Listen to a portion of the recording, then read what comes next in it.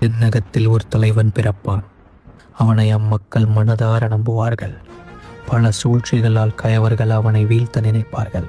அவனை தடுக்க பல உயிர்களை இரையாக்குவார்கள். ஆனால் ஒரு நாடே அவன் பின்னால் திரண்டு நிற்கும். பின்பு அந்த நாட்டிற்கே அவன் தலைவனாவான். மக்கள் செல்வ செழிப்புடன் வாழ்வார்கள். அவன் ஆளும் விதம் நாடெங்கும் பேசப்படும்.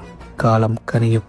நாடே அவன் பின்னால் நிற்கும். அவன் இந்நாட்டை ஆளப்போகும் நாள் வெகு தூரத்தில் இல்லை.